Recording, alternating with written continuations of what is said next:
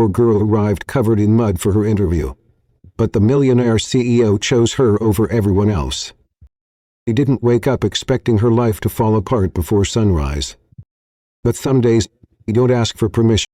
The rain came fast. The puddle deeper than it looked. And when the car sped through, it wasn't just mud that covered her, it was hope, washed thin by the kind of morning that tries to make you give up. He almost turned back. Almost. But sometimes the worst moments, the ones that ruin your shoes and stain you, are the ones that lead you straight to the person who's been waiting to see you, exactly as you are. Some mornings feel like they have it out for you.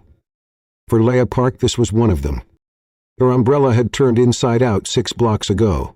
Her blouse was damp and wrinkled from the storm that hadn't been on the forecast. And the resume she clutched, creased, stained, and printed at a 24-hour Walgreens, felt more like a confession than a credential. She was 26, broken, tired of pretending that starting over wasn't breaking her a little more each time. And yet, she was still walking. The Foster Group tower gleamed ahead of her like something from another universe, cold, high, and entirely out of reach. She crossed against the light, boots splashing through a puddle she barely saw coming, and then it happened. A sleek black car. A wave of filthy street water. The moment suspended in silence. He froze. Mud clung to her blouse, her arms, her face. The umbrella dropped from her hand like it had given up too. Then the window rolled down. He looked at her, but just for a second. Sharp eyes. He spoke a shower, and then the window rolled up again. No, no, Leia whispered, eyes wide with disbelief. You saw me, you... She choked back a frustrated laugh. You vacuumed. The car pulled away. She stood alone on the corner, soaked and shaking, her pride puddled at her feet. She could go home, cry, eat the chocolate she didn't have. But something inside her, something bruised but still breathing, said no. So she walked. The lobby of the Foster Group was warm, gold-lit, and smelled faintly of citrus and wealth. Women in pastel suits lined the benches, their resumes crisp, their heels sharp. Leia stood among them in muddy pants, mascara half gone, and shoes that squished when she shifted her weight. Name, the receptionist asked, barely masking her judgment. Leia Park. The woman gestured vaguely to a corner. Leia said carefully. A woman in a coral blazer scooted away as if kindness were contagious. And then the elevator chimed. He walked in like he owned the building, because he did. Henry Foster, 34, CEO. His cologne probably had its own trademark. His gaze swept the room once, landed on her. Leia's heart stopped. He swallowed.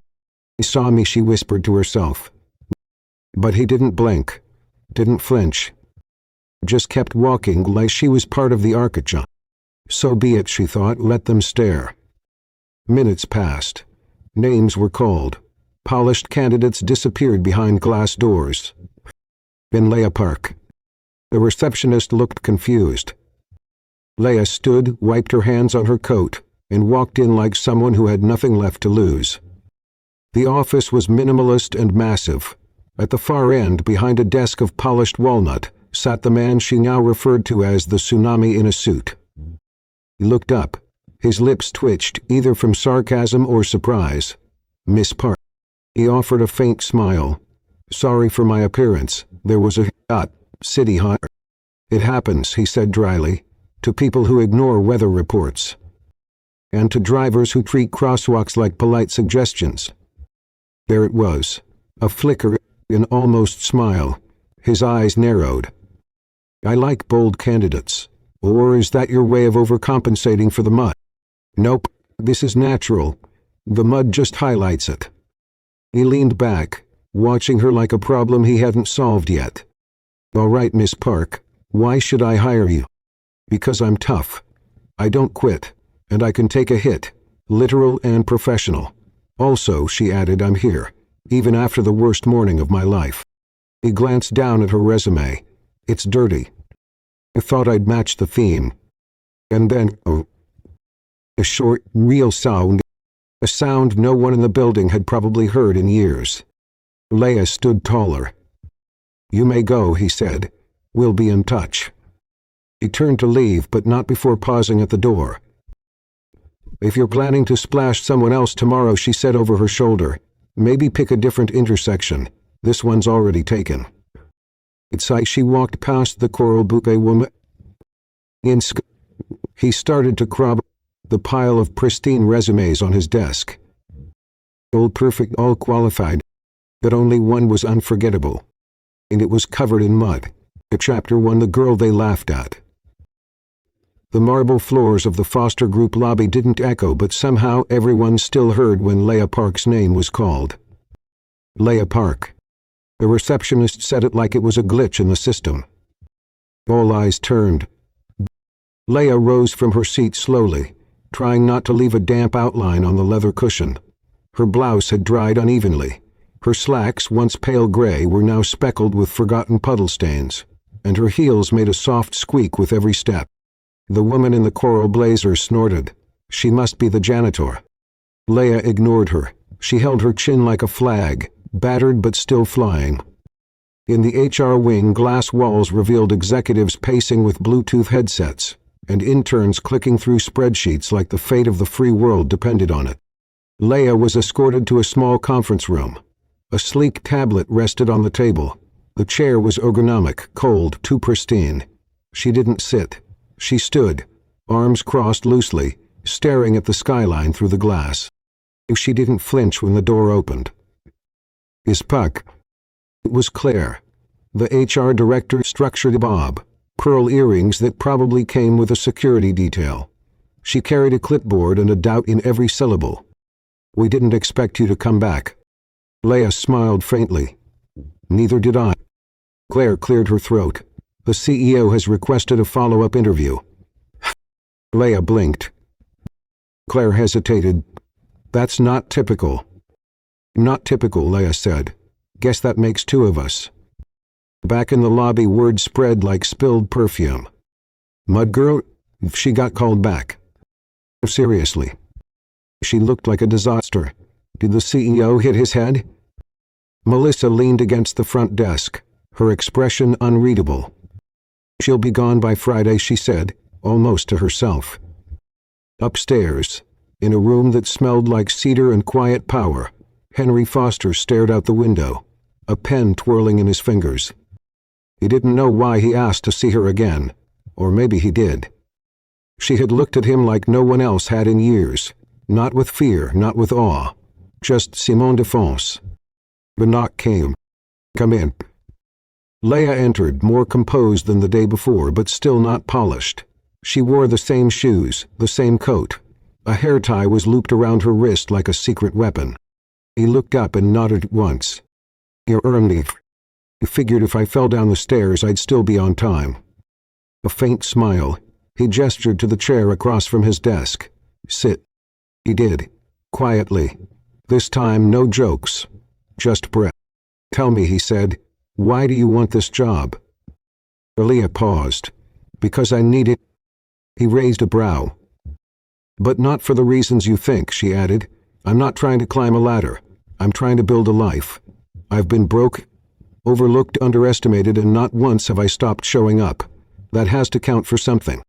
He watched her. "And if it does, then you'll miss the best assistant you never knew you needed." An hour later, the email hit HR like a bomb. "Offer the position to Leia Park. Effective immediately. She starts tomorrow." Clara read it twice. Melissa rolled her eyes. "Incredible," Melissa muttered. "He actually hired the girl who looked like she got run over by a thunderstorm." The next morning, Leia stood in the elevator of the Foster Group building once more, this time in a second-hand blazer and a skirt she had stitched herself the night before. Her hair was pulled back with quiet determination. The doors opened to the executive floor. Melissa met her with a clipped tone. "This is your desk. Stay out of the CEO's way. Don't touch anything without permission. And if you're thinking of being clever—" Leia smiled. "Thanks for the warm welcome." She set down her bag, placed a small cactus in the corner, and opened her notebook to a fresh page. At the top, Day 1, still not fiery. Call that a win. From behind the glass wall of his office, Henry watched her. No one had spoken to him the way she had. No one had made him laugh, and no one had reminded him even for a moment what it felt like to be caught off guard. He told himself it was curiosity. But deep down he knew it was something else. It was something dangerous. Something real. Chapter 11 Minutes of Chaos. Nagase. Leia Park adjusted the strap of her tote bag, which squeaked faintly with every step, a sound that, in a place like this, felt like a fire alarm. He clutched the tray with 2 cappuccinos and a pitcher of infused water like it was a priceless artifact. Today's mission?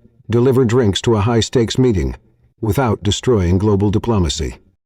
Simple, easy, foolproof. Until the carpet betrayed her. Her heels snagged. The tray tipped. And time, as it tended to do in moments of horror, slipped. 8:20. 2 cappuccinos launched skyward. The pitcher wobbled like it was debating the laws of gravity. The tray clanged. The pitcher spilled. The coffee arced in a graceful cinematic loop and landed with a poetic splot just inches from the frosted glass conference room. Silence. Through the door Foster looked up from across the boardroom table. 2 Japanese investors turned their heads in perfect sync.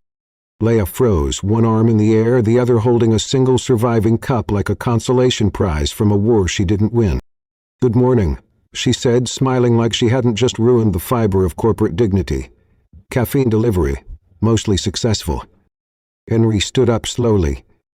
He didn't say a word. He walked over, closed the door between her and the meeting with surgical precision, and looked at her expression unreadable. He braced herself for humiliation, maybe even termination. But all he said was, "Quick it up, quiet." Then he turned and rejoined the meeting like nothing had happened. 8:52 a.m. Melissa walked by moments later, clipboard clutched like a gavel. "You've lasted longer than I thought," she said, barely glancing at the spill Leia was mopping. "But don't worry, the building has an excellent revolving door." Leia smiled without looking up. "Thanks. I'll be sure to hold it open for you someday." At her desk, now with a bruised ego and damp notes, Leia stared at her inbox. It contained 5 cryptic messages from Henry marked urgent. One simply read, "Organize blue folder data by Henry's system." "His system," she muttered aloud. "Does that come with a decoder ring?" Diego, the quietly brilliant IT analyst, appeared beside his desk like a ghost with a social conscience. "Tip from the trenches," he whispered. "No one knows what Henry's system means. We just submit whatever we've got and pray he reorganizes it himself." Leia blinked. "So it's a riddle." "The riddle inside a spreadsheet wrapped in a moral dilemma," Diego replied, sliding a chocolate bar across her desk like it was a survival tool. He laughed, really laughed for the first time that day. 11:04 a.m. The hallway had finally quieted. The air smelled like lavender cleaning spray and pressure. Leia was reviewing a document layout, something about quarterly analytics, when a man with a delivery bag entered. "Hi, I'm Brian. I have a package for Mr. Foster." He glanced at his shoes. Nikes. "A sushi delivery guy?" "Oh great, you're back. Let me check if I have change." Brian blinked. "Ah!" He froze. "You're not from Yakisoba on 9th. I'm the sales director at Altus Corporation." Pause. Silence. "It was just testing your improvisation skills," she added, gesturing to the bag. "And you passed." Brian raised a brow. At that exact moment, Henry appeared behind her. "Is there a problem?" Brian replied with a calm smile. "Nope, just a brilliant HR decoy. She's very creative." He glanced at Leia. "That's one word for it. Come in, Brian." As the door shut, Leia mouthed to herself, "I am a walking lawsuit." 2:30 p.m. Melissa burst into the hallway, tablet in hand and doom in her eyes. "The wrong version of tomorrow's shareholder presentation got sent to the printers," she snapped. "We'll look incompetent. There's no way to fix this." Leia stood. "Let me try." Everyone paused. Henry appeared from his office. "You know how to use layout software?" Nope, Leia replied, already grabbing the flash drive. But I know how to clean up a mess. In the next 20 minutes she recoded the visual structure, redid the headers, color-coded the graphs, and added a summary slide with a soft gradient and a quiet confidence. She hit save. Melissa blinked at the screen. This actually makes sense. Henry looked over her shoulder. This will save us, he said quietly. Good job, Park. Leia smiled. Told you, mud can be useful. He raised a single brow. We're still testing that theory. It will 5 p.m. In the break room, Diego appeared with a cup of lukewarm coffee. Rumor says you redesigned the entire report and fixed the investor pitch. Accidentally, Leia said, rubbing her temple. I also mistook the sales director for a sushi guy, so balance. And Diego laughed. At this rate, you'll be running the place by next Tuesday. Leia shook her head, but something in her posture had shifted. Less weight, more clarity. Because, for the first time since she walked in covered in mud, Leia felt like she might actually belong. From behind his glass wall, Henry watched her. Again. The girl who had spilled coffee, saved a presentation, and said things no one else dared to. He didn't know what she was yet. But he knew this much. He couldn't stop looking. Chapter 3. The Elevator That Didn't Move. Wednesday, 10:58 a.m. The building's glass elevator was smooth, silent, and usually fast. But not today. Leia stepped in with a folder of performance metrics and 1,000 thoughts. Henry followed a beat later, barely acknowledging her, eyes on his phone. The doors closed. The elevator jolted. And then nothing. A soft ding. The panel blinked. Stuck. Leia's breath caught. You've got to be kidding me. He pressed the panel button once, twice, then he held it. We're stuck? Leia asked, forcing calm into her voice. He didn't answer right away, just tilted his head toward the small screen. Yeah. More softly. Maintenance has been notified.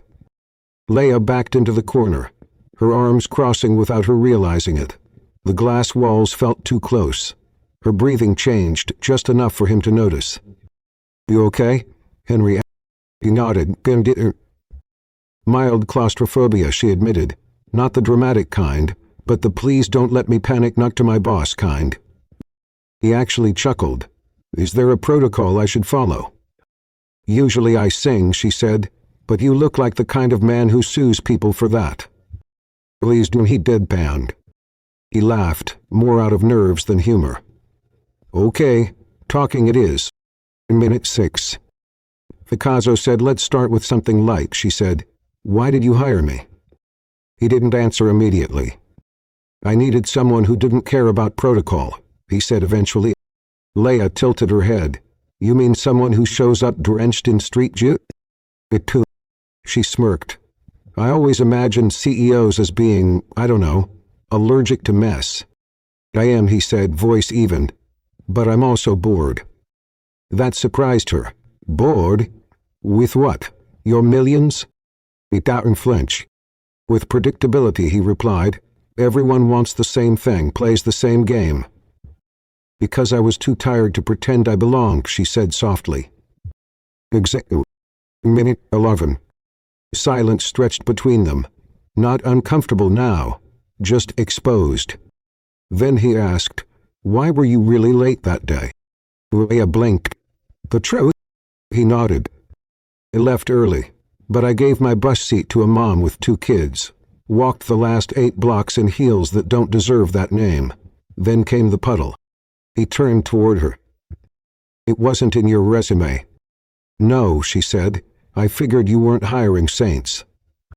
I wasn't hiring anyone, he said quietly, until you. Minute 14. Leia slowly slid down the wall and sat cross-legged on the floor, arms on her knees. He looked down at her. You always sit during hostage situations? Only when I think I might start crying standing up. He leaned against the opposite wall. I was 19, he said suddenly. My younger brother was 16. We were in a car together. He was driving. I told him to go faster. Leia's smile vanished. She looked up. There was a curve, Henry continued. He didn't make it. Silence filled the space again, this time reverent. I don't tell people that, he said. Then why me, she whispered. He shrugged, almost helpless. You make honesty feel... Look. Leia blinked. Or... I don't need pity. He wasn't offering it, she replied, just understanding. He met her gaze. That's rarer than gold in this building. Minute 17. I miss my mom most on Mondays, Leia said quietly. She died 4 years ago. I still call her number sometimes, just to hear the voicemail. Henry didn't speak, just watched her. You ever miss someone so much it makes your bones ache, she added. Yes, he said, every day. And something shifted then. Something unspoken, quiet, real. Minute 19. The radio crackled. Mrs. Foster, Miss Park, the elevator will resume in 2 minutes. Leia nodded, exhaled slowly. Okay, not bad. I didn't cry. You didn't sue and might survive this. Henry smiled gently. He did well. She looked at him. You're not as scary as people say, you know? He raised an eyebrow. Don't ruin my reputation, Park. Minute 20. The elevator jolted, lights flickered, and with a soft ding, the doors opened on floor 42. Leia stood first, held out a hand. He took it. Their fingers touched. Just that. But it held weight. She cleared her throat, backing away. Well, that was the most productive meeting I've had all week. He stood. But the silence, it stayed with them all day. Chapter 4. The dinner that wasn't a date. It started with a sentence. The one that should have sounded routine. But from him it felt like something else. Miss Park, Henry said, appearing beside her desk just before 5. I need you at a shareholder dinner tomorrow night. Leia blinked up from her screen. Me? You're efficient under pressure. I need someone behind the scenes. Details, handouts, quiet support. He paused. And someone who doesn't spill drinks. Preferably. He tried to match his tone. So, you're inviting me to dinner? He didn't breathe until he walked away. The next even. 6:58 p.m. Leia stood outside the ballroom of the Grand Lake Hotel, heartbeat tapping against her ribs. Her hair was up in a deliberately messy bun, a borrowed burgundy dress hugging her shoulders. Her heels weren't comfortable, and her confidence was worse. As soon as she stepped into the room, she realized she had misunderstood everything. Everyone was in tailored suits, silk. Absolutely no one was wearing a dress with a slit. She spotted Henry near the center of the room, surrounded by investors and executives, tall, perfectly pressed, unreadable as ever. Their eyes met for a second. He walked toward her, slow. Miss Park, he said. He smiled nervously. Do I look inappropriate or just wildly misinformed? He studied her. You look like someone who believes in second chances. This is a business dinner. I thought it was a dinner with charm. He almost smiled. Interesting misunderstanding. She was handed a glass of champagne she didn't ask for, and as the room buzzed around her, Leia moved between tables, checking name cards, refilling brochures, making notes. She was here to help, not to be seen. Except she was seen.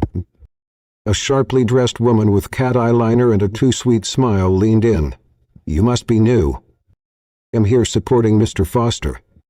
The woman sipped her drink. Does he usually bring assistants like you to events like this? Leia's smile thinned. Assistants like me? Well, you're not from the usual circle, are you? No, not. Leia stepped closer. But I get things done. The woman's brows rose slightly. We'll see. From across the room, Henry watched. He hadn't heard what was said, but he saw Leia's spine straighten and her eyes flash. It made something tighten in his chest. He was so wildly out of place. and somehow she still owned the moment. Later, as the lights dimmed and the presentation began, Leia adjusted the visuals, handled 3 minor emergencies, and kept everyone's attention exactly where it needed to be. When the final slide clicked into place and the applause rang out, she exhaled. No spills, no trips, no disasters. Until she overheard someone whisper near the back. "Did you hear? That's the girl from the mud video, the viral Her stomach dropped. He turned. A couple of interns were watching her laughing quietly. Mud girl. Even here. After the crowd thinned, Henry found her folding name cards and organizing leftover packets. You managed not to spill anything. It did trip once. He glanced at her dress, at the curve of her shoulder, then away, quickly. He looked up at him. "I'll admit it. I thought this was personal, that it meant something." Sighing. Softly, he said, "What if it was?" He froze. "Then, I'd probably say yes. Whatever you were too careful to ask." His jaw shifted. He said nothing for a beat. Then, "Next time I'll ask more clearly." In the car ride home, she stared out the window, one hand curled in her lap. He sat beside her, suit jacket off, sleeves rolled. The tension between them loud as the silence. When he dropped her off at her apartment, he didn't say goodbye, just, "Next time skip the slit, and wear something even more dangerous." He smiled. "Like what?" He opened the door for her, his voice low. "Yourself."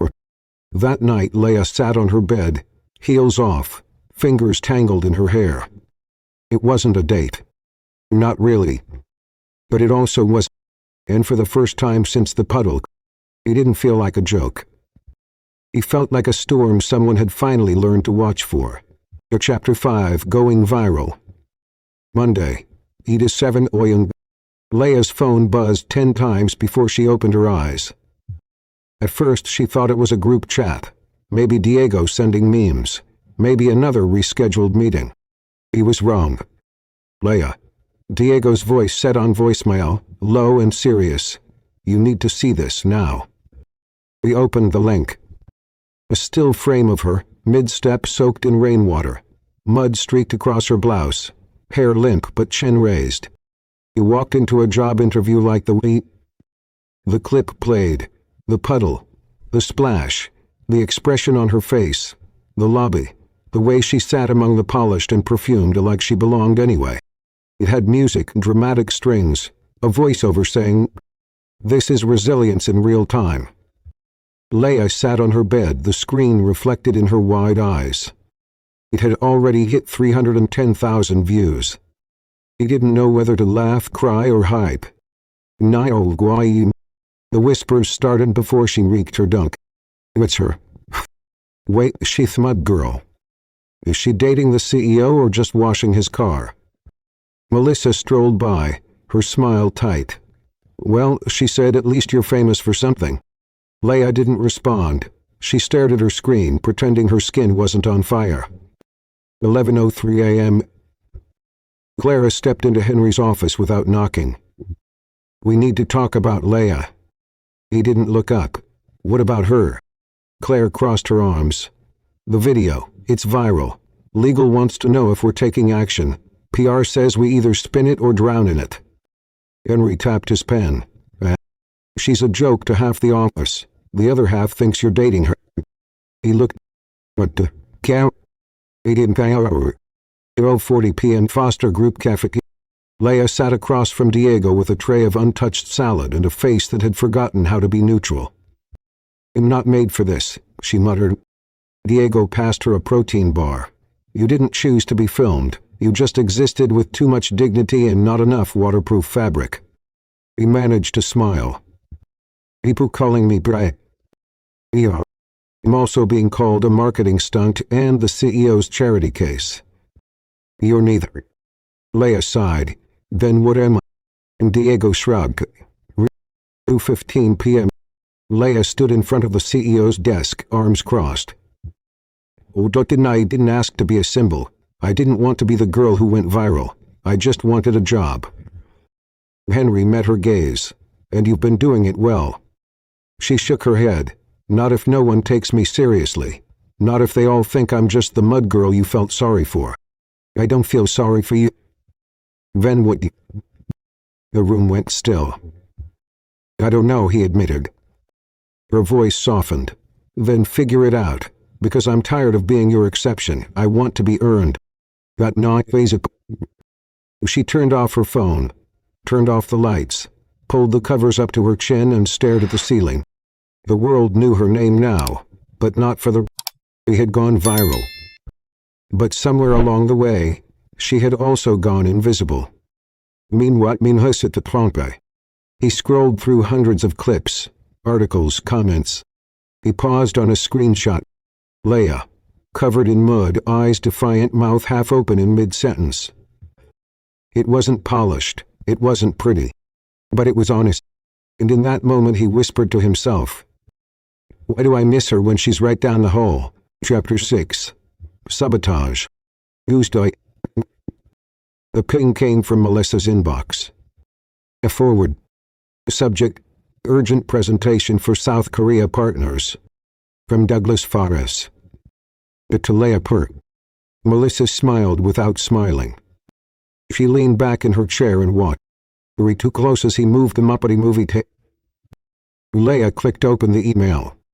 No contact chip. Need this prepped for tomorrow. Translate the data, organize slides. Discretion needed. He blinked. Why would a senior executive come to her? But the answer appeared just as fast. Because you've proven you can handle what others can't. She started sorting the documents, color-coding financials and aligning the slide order. She worked fast, eyes narrowed, instincts sharp. Viola the piano. Diego walked by the project room and paused. "Hey, what are you working on?" Leia turned her screen. "Douglas asked me to prep this for a South Korea presentation." Diego's brows shot up. "Wait, oh, that's... of course." He leaned closer. "Those aren't regular pitch decks. That's board-level confidential, directors only. How'd you get access?" "I didn't know it was restricted. He emailed it direct." Diego's tone dropped. "Leia, this might be a setup."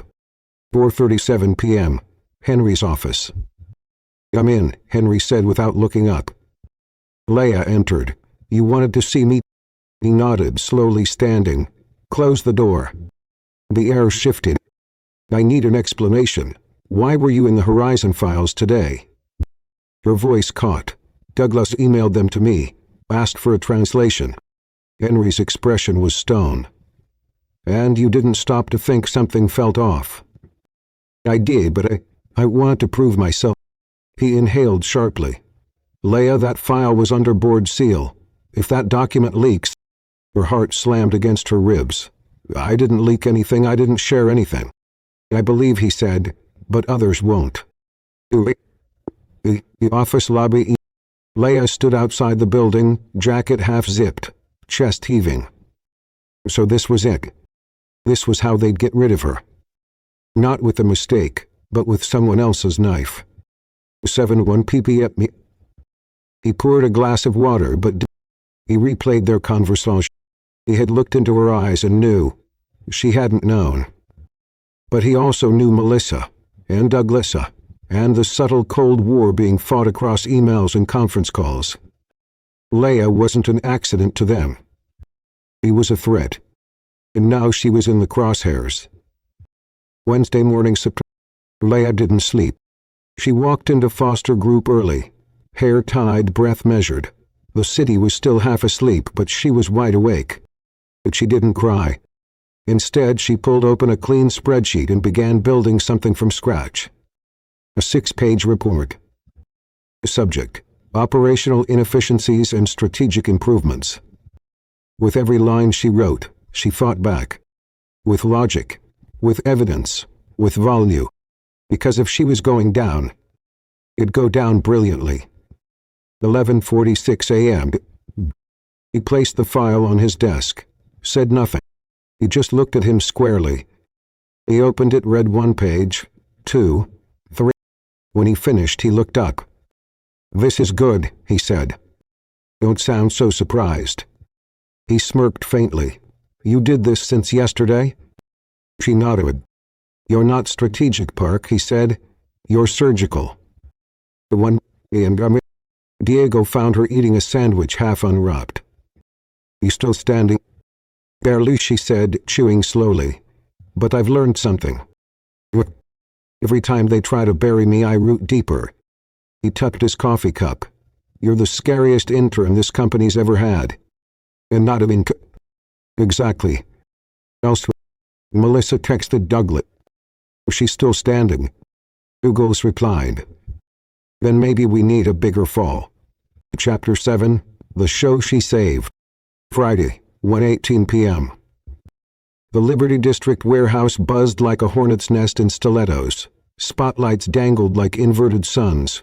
Models rehearsed their walks like warriors preparing for battle.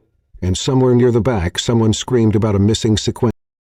Leia stood in the middle of it all, clipboard in hand, headphones crooked on her head, trying not to choke on the sheer volume of chaos. He hadn't even known about the event until this morning. "Henry wants you to run logistics," Claire had said, tone crisp, unreadable. Melissa had just smiled too sweetly. It would happen. Translation: this is a test. Or a trap. Maybe both. Go 2 p.m. The DJ waved a USB at her, annoyed. "This is the wrong playlist. This has last month's promo mix." Leia's stomach dropped. "That's impossible. I sent the final file last night." He turned the screen. It was hers. Except he pulled up the email forwarded by Melissa Rocha. Of course. Before panic could set in, a voice cut through the din like a slow drumbeat. "You're the one they sent to wrangle this circus." Leia turned. Bella Marquez, 40-something, statuesque, hair tied in a silver braid. A model who walked like time answered to her. "I'm trying," Leia muttered. "Tranka, don't cut it. Come with me." 2:25 p.m. dressing out. In a flurry of silk, heels, and expletives, Bella, Jean the stylist who dressed like a tropical bird and shouted like a drill sergeant, and Leia formed an unlikely task force. Jean shrieked, "The lighting is blue. Darling, blue is the enemy of fashion. It makes everyone look like cold soup." Bella redirected models. Jean rebuilt the backdrop with black velvet and emergency rhinestones. Leia rewired the schedule. By 3:15 p.m. the warehouse began to pulse in order. The chaos had rhythm now, because Leia had found the beat. From the VIP balcony, 3:32 p.m., Henry Foster stood with arms crossed, watching the flurry below. He hadn't announced he would attend. He'd just shown up, expression unreadable, scanning for the girl who'd turned boardrooms into battlefields. Then he saw her. Leia, head down, headset on, weaving between models and lighting techs like she belonged. Melissa approached with an air of casual sabotage. "Small issues," she offered. Henry replied without looking at her, "And someone's trying to make them her fault." Melissa's smile didn't reach her eyes. "You think she's capable of handling this?" Is out. 8:00 p.m. The lights dimmed. The music, the right models hit the runway, one by one. The transitions were seamless. The crowd gasped at the collection's finale, minimalist gowns under gold lighting that Leia had adjusted just 30 minutes earlier. Everything worked. It was clean, polished. Backstage, Leia counted breaths, marked times, double-checked shoes, and soothed a model in tears over a broken heel with a bobby pin and chewing gum. The director of the event stepped onto the stage to close. "We'd like to thank the Foster Group for tonight's showcase, but more importantly, we'd like to thank the woman behind the curtain. Leia Park, please join us." She looked up, mid-sip of water, mascara smudged, hair frazzled, still holding a clipboard. Jean pushed her forward. "Go, darling. You're the miracle," Bella added, "and don't trip. I didn't coach you through the apocalypse for nothing." Leia stepped out into the spotlight, heels clicking, heart hammering. "Agabos." Henry, still at the balcony, clapped. Once. Then again. A small, proud smile crept onto his face. Melissa did not clap. Au Tongalon PM maintenance. Leia sat on a plastic crate with her heels in her lap, nursing a bottle of water like it was champagne. You survived, Bella said. You saved me, Leia replied. No, Bella said. You saved yourself. We just helped you see it. Jean arrived holding a sparkly gift bag. From the team, he said, handing her a pair of designer sneakers. Because your feet have seen war, and we believe in peace. Leia laughed, her chest finally relaxing. It 1:42 p.m. outside the venue. Henry was waiting beside a black car. You stayed, Leia said, surprised. You didn't think I would. I figured you'd vanish into the night with the other suits. He opened the passenger door. I figured you might need a ride. He climbed in, sneakers already on. As the car pulled away, she asked, You knew I was being set up, didn't you? Henry's jaw tightened. Yes. What stop it? Because I needed to see how you'd fight. She looked at him. And? You didn't fight, he said. You led. A pause. Then she whispered, Thanks, Kiata, for staying. He didn't reply, just looked at her, long enough to let her know. He wasn't going anywhere. Chapter 8. The night she collapsed. Tuesday, 2:37 p.m. Leia's fingers hovered over the keyboard. The report was due in an hour, but her brain refused to cooperate. Words blurred, numbers danced. Her vision narrowed like a slow closing tunnel. He blinked hard. Then again. And then there was no Shikai again. He collapsed. Through the night in my office. Someone get Henry. Diego's voice cracked across the hallway. Being scrambled. Leia was slumped on the floor beside her desk, a half-dig mug of green tea cooling near her fingers. Her skin had gone pale, her breath shallow. A junior intern covered her with a blazer. Melissa hovered nearby, silence unreadable. 2:42 p.m. conference room. Henry was mid-sentence in a quarterly review meeting when the message arrived. He didn't finish his thought, didn't explain, just stood, left, and disappeared down the stairs, two at a time. By the time he reached her, Leia was already awake. Barely. She was sitting in an armchair. Someone had found a blanket. Her hair was messy, her cheeks hollow with exhaustion. I'm fine, she mumbled. Just low blood pressure. No, Henry said. You're not fine, you're leaving. He tried to protest, but his voice shifted. Lower, firmer, gentler. Leia knew. She didn't argue again. It would take a in. Leia leaned against the window, eyelids heavy. The city outside passed in streaks of silver and gray. You didn't have to take me, she whispered. Yes, he said, I did. Because no one else seemed to notice when you're breaking. He glanced at her. You fainted mid-sentence. She exhaled. It was just too much. Exactly. 4 clubby me up. The elevator opened directly into a space that looked like silence had been imported from a high-end catalog. Marble floors, charcoal gray furniture, no clutter, no softness. Leia followed him down a hallway. He opened the door to a spare bedroom overlooking the park. You can rest here. No one will bother you. But I don't have clothes, or a toothbrush, or... There are shirts in the closet. He raised an eyebrow. CEO pajama. He almost smiled. They'll do. Fixed for me. Gaspe room. Leia slept. Really slept for the first time in weeks. The pillow smelled faintly like cedar. The sheets were cool and crisp, and untouched by office deadlines or cruel whispers. He woke to quiet. The kind of quiet that feels like safety. 7 p.m. kitchen. She padded in wearing a navy blue shirt that reached mid-thigh. Barefoot, sleep-stunned. Kaoru was at the stove, sleeves rolled up, sautéing something that looked halfway edible. You can cook? Just enough to avoid starvation. Impressive omelet, she said, sliding onto a stool. I'll take it with a side of temporary peace. They ate in silence, not awkward, just... He tasted the food, smiled. You're better at this than spreadsheets. I trained with YouTube's finest chefs. She laughed softly, eyes warm but tired. So you are human. It always was. He tilted her head. You showed up wearing armor. You found the buckle. 8:15 p.m. They sat with mugs of tea and unspoken truths. Leia looked down. Because I didn't want it to be an excuse. I didn't want you to think I needed special treatment. You don't. You just need rest. He smiled faintly. Some days I wake up and believe I'm getting somewhere. Other days I feel like I'm faking it all.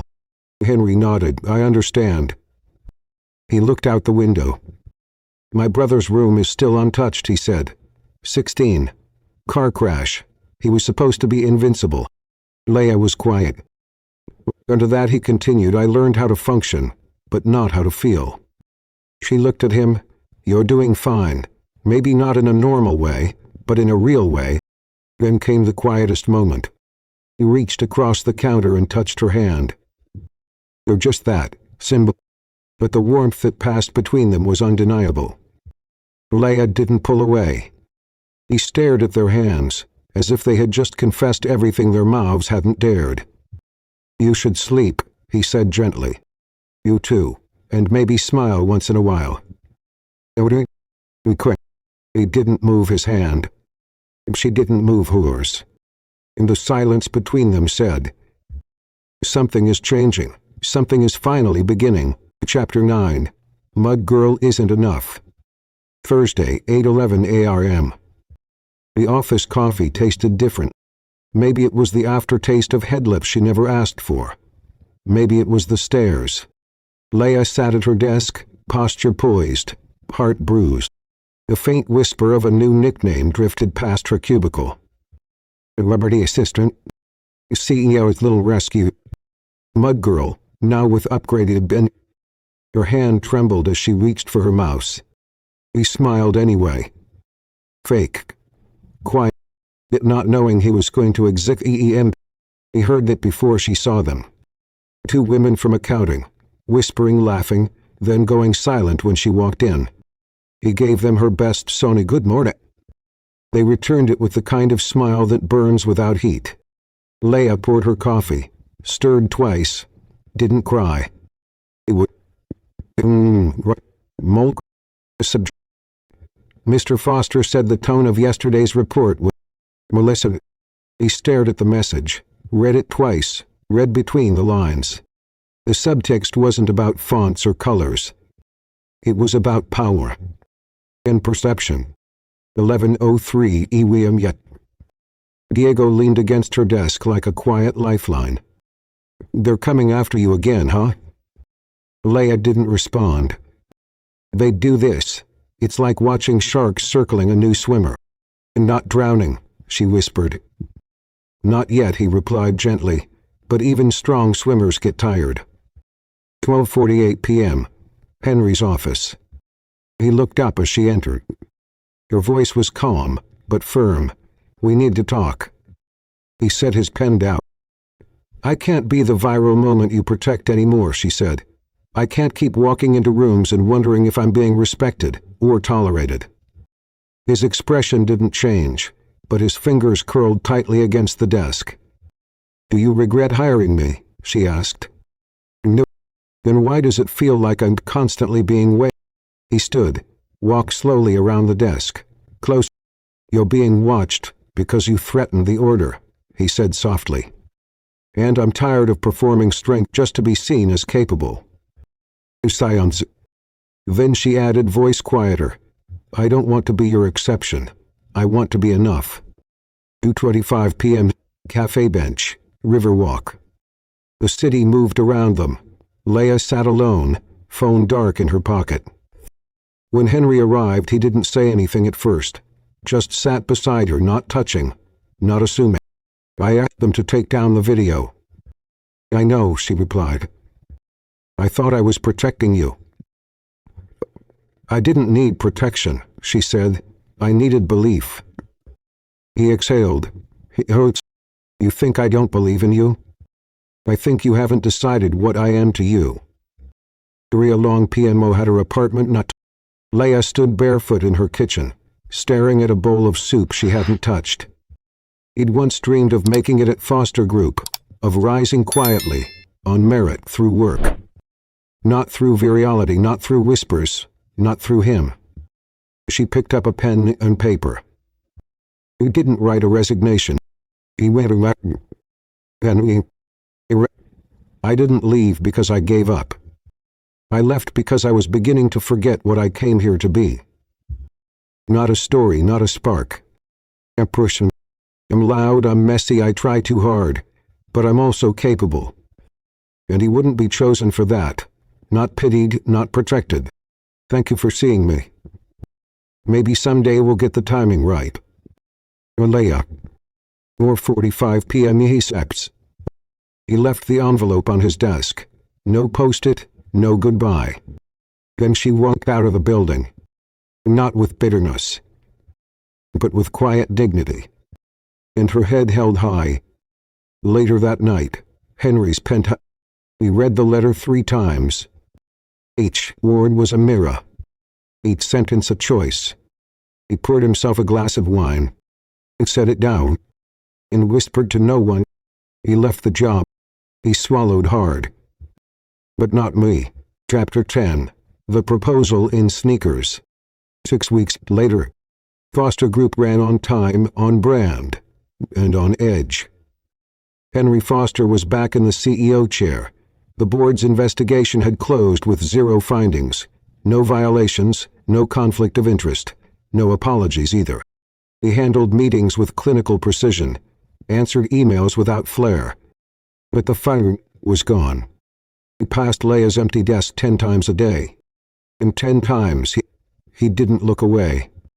Across the city, Leia's apartment. Her blog, Survival Guide to Chaos, was quietly growing. Her voice, honest, funny, flawed, had found its place in a world full of polish. He shared what no one else would. How it feels to faint in a $9.00 thrift store skirt. How it feels to almost fall in love with someone who still calls you Miss Park in boardrooms. How it feels to leave, even when your heart stays. Friday afternoon, 4:03 p.m. Intercom rings. Delivery from Miss Park. He wasn't expecting anything. He stepped outside. On the top step sat a black envelope with gold lettering. You once said you liked strange invitations. So here it is. It's not a dinner. It's not a meeting. It's a new beginning. Good night. 7:00 p.m. Same place we saved the show. 6:58 p.m. Liberty District Warehouse. The fashion venue had been transformed. No runway this time. Jug of soft cafe lights strung across the ceiling. Candles. And music she remembered, the same instrumental from the night she saved the presentation. And he stood in the center of it all. In a tailored navy suit. Leia stepped in, heart thudding. You came, he said. I almost did. Wait, get a... Because some stories deserve a better ending. He reached into his pocket, pulled out a folded piece of paper. I have skippies, he said. Version A, formal, B, poetic, C, with rhymes. They were all terrible. She smiled, eyes misting. With version 8,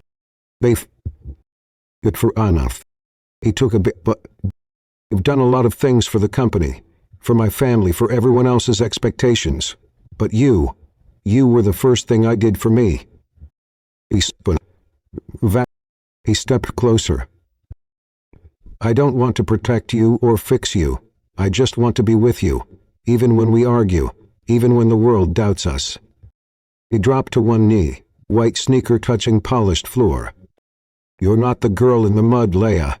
You're the woman who changed everything. He opened a small box. The ring was simple, a small blue stone like the stormy sky the day they met. Will you marry me? Silence. Her answer came with a trembling smile and tearful laugh. Only if I can throw mud at the bouquet. He stood, slipped the ring onto her finger. 1 month later, wedding day. No church. Instead, A courtyard. Pizza. Diego as officiant. Bella crying softly in the front row. Jean wearing sequins and yelling about light. Melissa and cum. No one noticed. Leia wore a white dress with muddy boots underneath. Henry wore another pair of sneakers. He took her hands.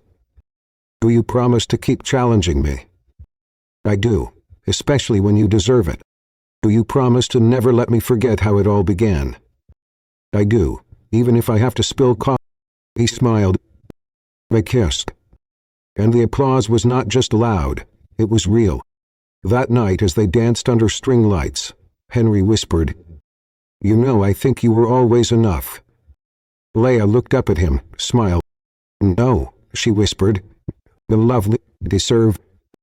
Some love stories begin with sparks, others with grand gestures. Theirs began with a puddle, a ruined outfit, and a girl who walked into a glass building not knowing if she would be seen or swallowed whole. But instead of breaking, she belonged, not because she was perfect, but because she was real.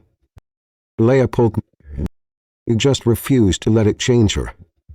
And Henry Foster, the man who once believed emotions were a liability, found himself learning how to feel, slowly, awkwardly, completely. Years later, they don't talk about the video anymore. But sometimes on rainy days, Leia leaves her shoes by the door and walks barefoot into the kitchen, dripping wet. Henry will raise an eyebrow, sip his coffee, and say, and she'll smile, because she knows he doesn't mind the mess anymore. In fact, he loved, because love isn't always tidy, or graceful, or even fair. But the right love, the love you deserve, will meet you where, even if that place is a sidewalk, in the rain, covered in mud. If you've ever felt like you weren't enough, too loud, too clumsy, too late, too real, let this story remind you, you are worthy, not in spite of your mess, but because of it. The right person won't flinch. They'll hold your hand and say, this is exactly what I was looking for. If this story touched something inside you, tell us. What would your mud moment be? The one where someone saw you not as a mistake, but as a miracle. Share it in the comments below. Let's remind each other we're not alone. Thank you for watching. Thank you for feeling. And most of all, thank you for believing in love, in second chances, and in the power of being exactly who you are.